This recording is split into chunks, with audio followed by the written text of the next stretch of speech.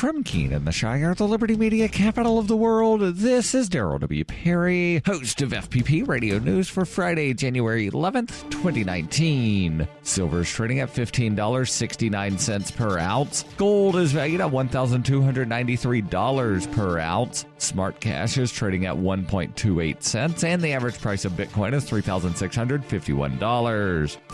Antiwar.com reports Pentagon officials say that their existing plans to withdraw all U.S. troops from Syria are continuing to be advanced in keeping with a White House directive from December. They added that there has been no change since then. Officials seemed particularly to want to stress this after John Bolton's statements over the weekend suggesting that the pullout was conditional on a series of goals. One defense official was quoted as saying, "We don't take orders from Bolton," which isn't to say that they're not adapting at all, despite the claims that there is no change. Officials are reportedly prioritizing staging equipment for the withdrawal right now instead of removing anybody, perhaps anticipating a future change. The Pentagon was said to be opposed to withdrawing U.S. troops from Syria since the December announcement. The exact timeline is not clear, but most reports suggest the withdrawal will happen within the next 4 months.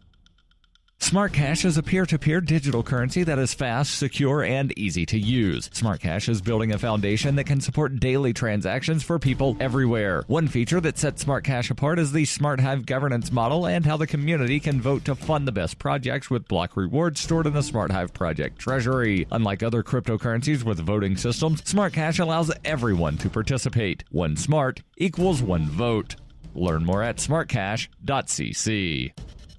UPI reports President Donald Trump's former personal lawyer, Michael Cohen, is scheduled to testify before the House Oversight Committee in connection to hush payments he made to an adult film star who said she had an affair with the president. Committee Chairman Representative Elijah Cummings said Cohen voluntarily agreed to appear before the panel on February 7th. It will be the committee's first hearing since Democrats took over as a majority in the House. Cummings said in a statement announcing the committee's upcoming schedule, last November, the American people voted overwhelmingly for Congress to do two things: address the core issues that affect their daily lives, and fulfill our constitutional responsibility to serve as an independent check and balance on the executive branch by restoring accountability and transparency. The statement added, this additional set of hearings will serve both goals by launching our broad review of the skyrocketing prices of prescription drugs, hearing directly from President Trump's longtime personal attorney, and focusing on sweeping legislative reforms to strengthen our democracy and anti-corruption legislation, H.R. 1. The Oversight Committee said Cummings' recent letters to the White House and the Trump Organization seeking documents related to payments Cohen made to silence women who said they had affairs with Trump prior to the 2016 election.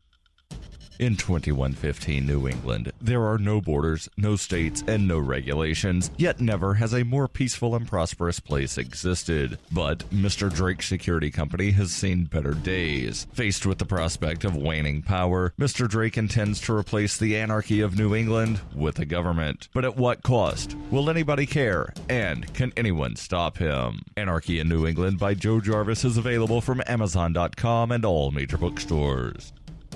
Reuters reports hundreds of furloughed federal employees chanting, "We want our pay," marched on the White House on Thursday, the 20th day of a partial government shutdown over U.S. President Donald Trump's demand for border wall funding. Protesters shouted, "Stop the shutdown," in the bitter cold at the union-organized demonstration that started at the AFL-CIO headquarters and ended in front of 1600 Pennsylvania Avenue, where they hoisted signs reading, "Trump, end the shutdown," and "Not a strike, we want to work." Some 800,000 federal government employees have been ordered to stay home or work without pay during the shutdown, brought on by a standoff between Trump and Democrats in Congress over Trump's demands for $5.7 billion to build a wall on the southern border with Mexico. Trump, in a 2016 presidential campaign promise, reportedly vowed that Mexico would pay for the wall, but he said he will not sign any bill to reopen the government that does not provide funding for the wall. Elaine Suriano, a furloughed scientist with the Environmental Protection Agency, said she would have to dip into her retirement savings if the shutdown continues, and robbed her of yet another paycheck. Suriano said, "It's just clear that this administration doesn't understand normal people in real life, or they wouldn't do this." In its third week, the shutdown of about a quarter of the federal government is the second longest since the mid-1970s. Trump has said it could continue for months or even years. Many furloughed federal workers have turned to online fundraising outlets such as GoFundMe to help cover expenses.